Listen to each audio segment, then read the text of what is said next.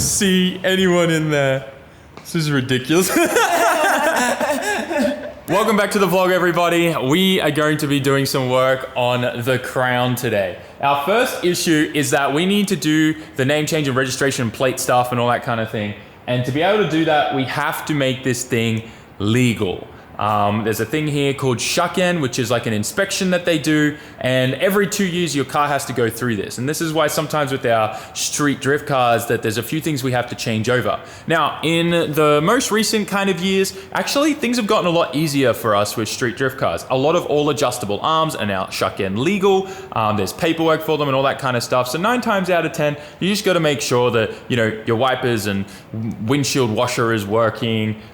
You've got the little sticker that says what gear is what, and you know, just simple things like with your bucket seat, you need to have the cover, the bride cover on the back, so it's not just straight carbon fiber or FRP if there's someone in the back seat, and your seat belts have to work, and just kind of like the basic stuff. Horn has to work, all that kind of thing. So we need to obviously do the same thing to this thing before we go through that process, and to do that is well, this illegal tint needs to go. We need to get that peeled off. We need to raise the car a little bit. I think it's a little bit too low.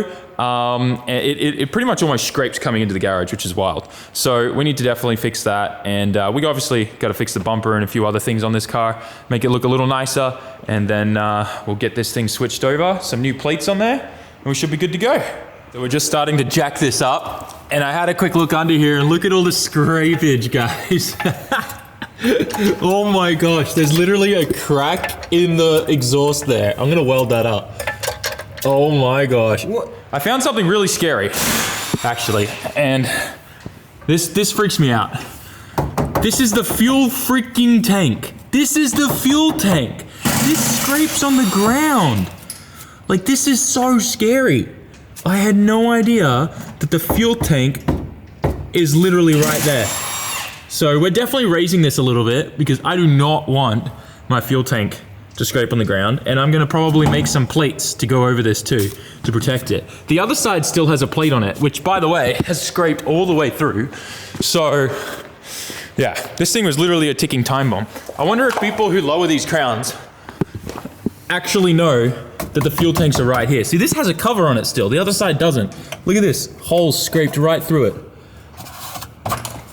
And then we found that. The exhaust is literally about to fall off. And then this one's about to fall off, the bolts are all loose, and there's a plastic bag somehow stuck in there. But it's a full exhaust system. All the way through, just completely straight piped. It's pretty cool. Oh, this has spaces on it. It's kind of nice. As we suspected, it's completely static. It's on some street. It says, this is awesome. This is great. Street Ride coilovers. I don't think I've ever heard of that brand before. Street Ride. And it says, comfortable footwork system. I have no idea what that means. Oh my gosh, this is so slammed. There's like barely any adjustment there. I think the springs have been wound up too. What are the chances that these shocks are just completely shot too? It'd be interesting. Some like actual real air ride system on this would be sick. I'm gonna look into that. But the hubs on these are huge. The axles are huge too. So this thing looks like a really strong kind of like drivetrain. Looks awesome. The diff's there. The diff actually looks very similar to a chaser diff. I wouldn't be surprised if it's identical. If this would bolt straight into my chaser. But yeah, otherwise, pretty hyped about that. But yeah, we get a good look under here now, and the chassis is pretty clean. Bunch of scrapes though on plates and things like that. And obviously the spare tire well here, it's gotten a fair few scrapes, but overall it's really good.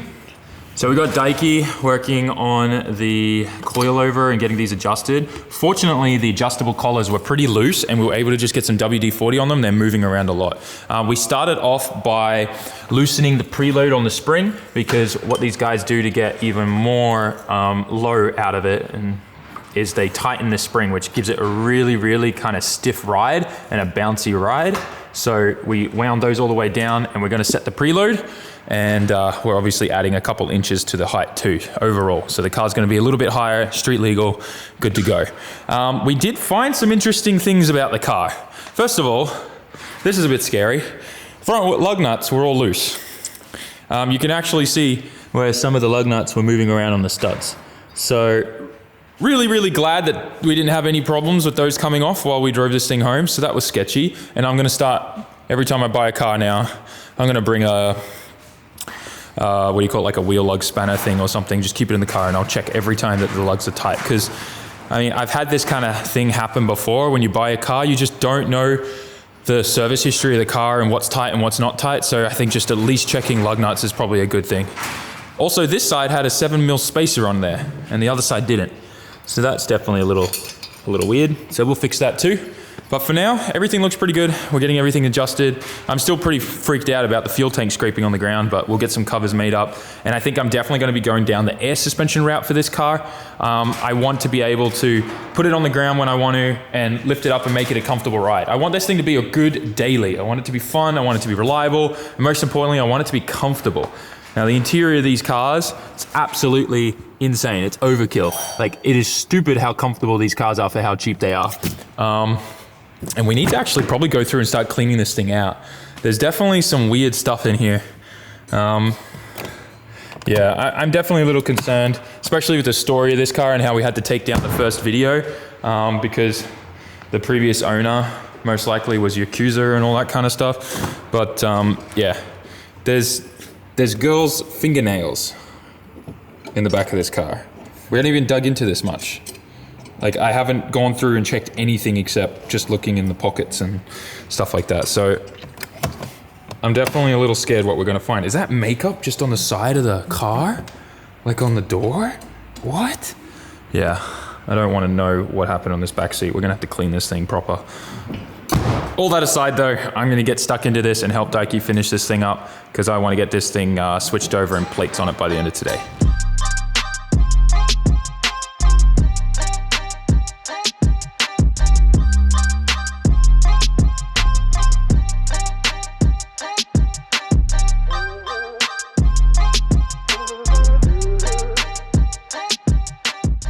No longer a Yakuza car now. I'm actually very impressed how easy this tint is coming off with just a heat gun and me pulling it. I thought it was gonna tear off, leave glue and a bunch of other stuff. Look how black this is.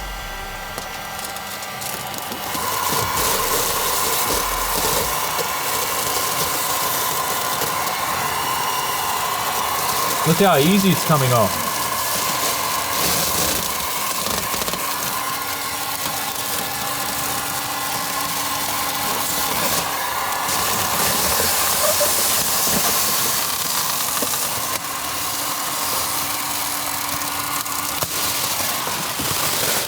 Look at this. Look how dark this is. What the flip, man? This is so dark. All right, I'm gonna do the windows too. I am gonna retint the front and make it like darker, but it's still gonna be see-through legally. So we'll go with the legalist, like the most, the darkest you can go legally is probably what we'll put in. I wouldn't mind also doing some kind of like silvery or color reflection. I think that might be cool. So yeah, I'm really hyped that tint came off that easy because I thought this was going to be like a 4-hour job or something. That's amazing.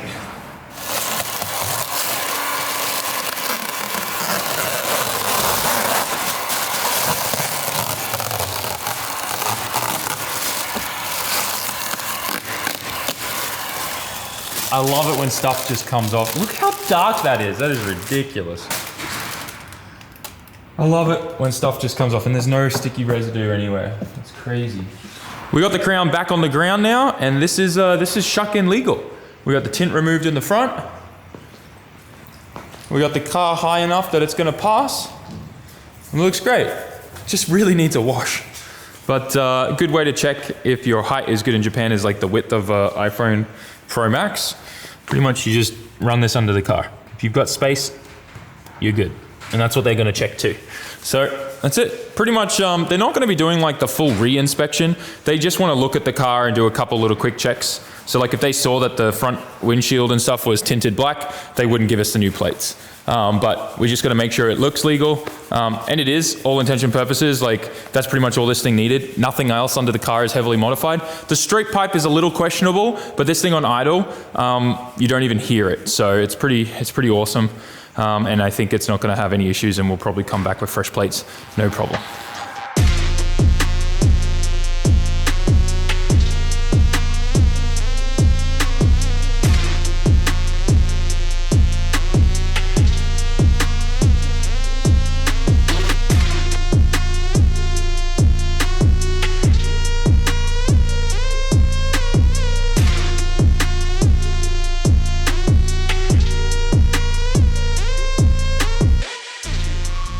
I didn't even know that this thing was this clean under all the dirt and dust on it. Daiki, you went to town on this. This looks amazing. Arigato. Oh my gosh, it's so nice. I'm really happy with how this thing came out after a wash. We still need to kind of fix the bumper in this one spot here. Looks like at some point, I'd say this like lowered out and hit something. So we need to fix that. It's just held on with some tape here right now. But yeah, otherwise that's it. I kind of fixed the tail lamps. They were a little out of position. And rebolted those in and fixed that and put them on their clips and stuff, and they came out great. This thing's looking even better. And I really don't mind the height. Before it looked really, really cool being that low. But to me, like it's only gone up like a couple centimeters and it still looks really, really good at this height. I'm curious to know what you guys think in the comment section. But for now, I'm pretty happy with this height. And I think once we get some new wheels and stuff, it'll really transform the car. We definitely need something blingy there. And I think that's just gonna tie it all together. But what we're gonna do is take this thing to the Shaken office place, the like land office, or I think it's like the transport department. There's weird names for it over here. But yeah, we're gonna take this thing there, get the new plates, and we're good to go.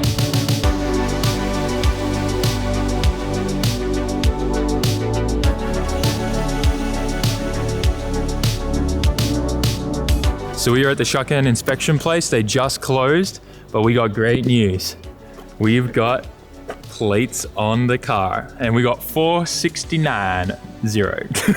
I really wanted to get the light up plates, but right now today it wasn't going to work, and I wanted to be able to start driving this right away. So we're going to come back in like a month's time and get the light up ones. But we were able to actually keep the old light up plates, and this is actually a fairly new thing in Japan, but you're able to keep plates and you can actually sell these now. What they do though is you tell them and pay like an extra $4 and they'll cut a hole here so these plates can never be used again, and you can still put these back into the light frames and have these as like a lamp or something on the wall.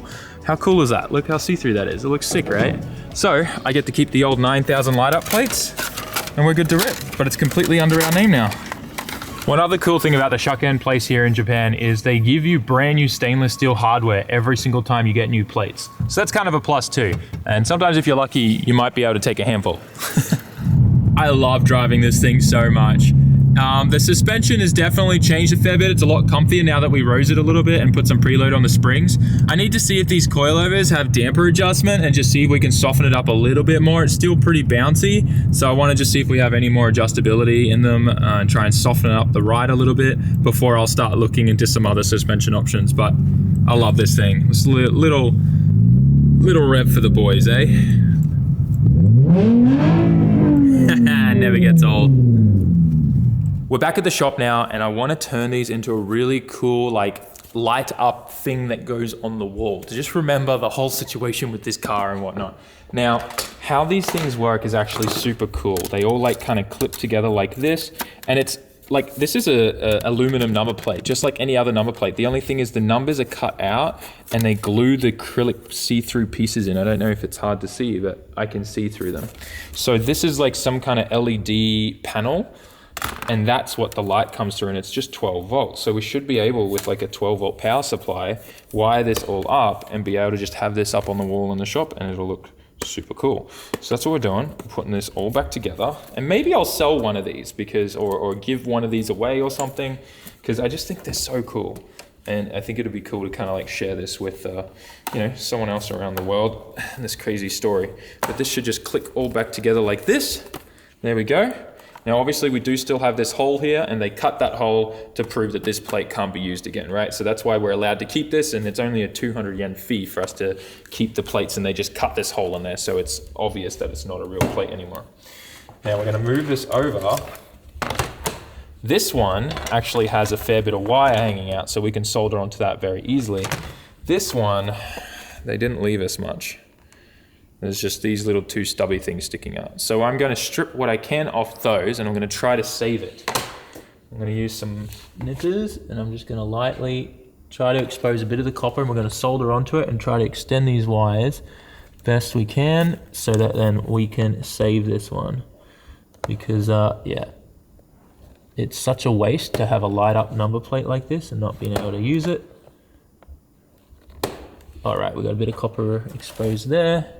Once we heat shield, after we solder this and heat shield it, it'll be fine. We shouldn't have a problem. Heat shrink, I think I said heat shield, same thing, right? No, heat shield is something you put on an exhaust manifold.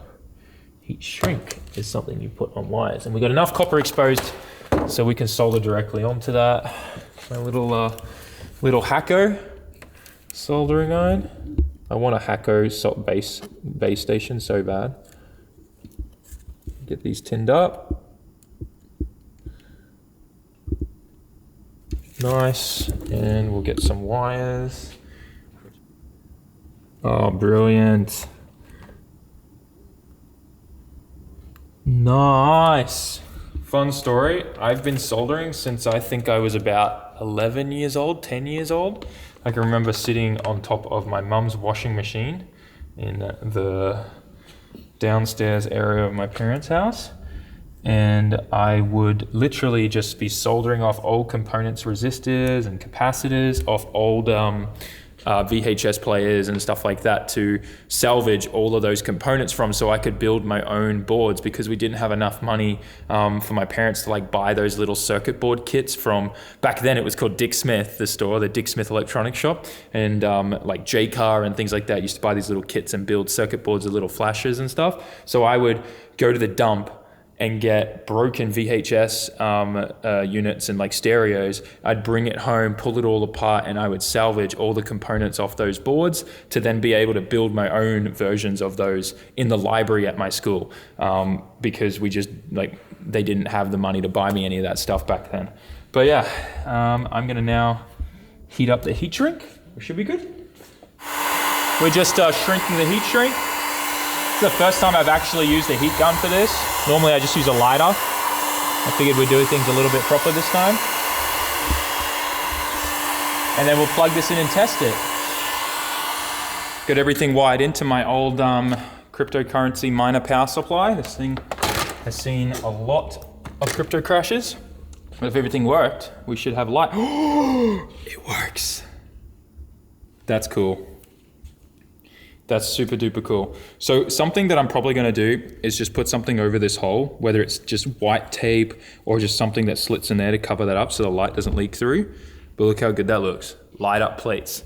You know what would be awesome? Putting this on the chaser at ABC Circuit. That would look sick. But yeah, we just salvaged this one. Look at that. Louis Rossman would be proud. I turned off a fair few lights to get it nice and dark for dramatic effect, but if everything works well, hey, that looks amazing.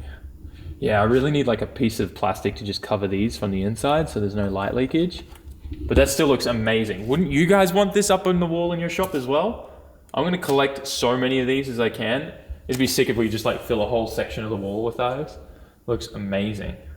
Man, I'm so stoked on that. I think we're gonna wrap up today's video here. I hope you're excited for more crown mods, and I hope you enjoyed today's video. This is probably my highlight right here. I love these so much, and I'm sure you guys do equally as much. But one quick thing is I do wanna do a quick merch plug. Make sure you go to SAMMIT.net and grab yourself some merch. We've got our new insulated water bottles and our new Pink Bits merch line, which has been a total hit, and it's been doing really, really well. So make sure you guys grab some of that while stocks last. Also, just quickly, it is a huge help when you guys support us buying merch, and it helps us keep doing what we're doing here at SAMMIT HQ. But that aside, I have noticed a lot of comments recently of people saying that they haven't received their merch in over a month and whatnot, and it was really, really weird. So I actually reached out to some of them, and it turns out there's a few websites out there that are pretending to be official SAMMIT merch dealers. Please know that if you want to get SAMMIT merch, the only place to buy it is SAMMIT.net. If anyone is selling something that looks similar to mine, or it's just a photo taken from my website and the website isn't SAMMIT.net, don't buy it. You're not going to get your merch. It sucks when I see people scammed and taken advantage of. Also, be very careful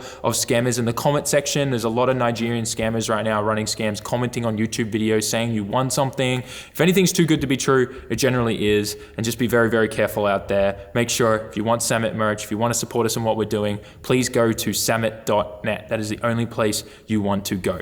Thanks for watching, guys. Be safe out there, and I'll see you all in the next one. Peace.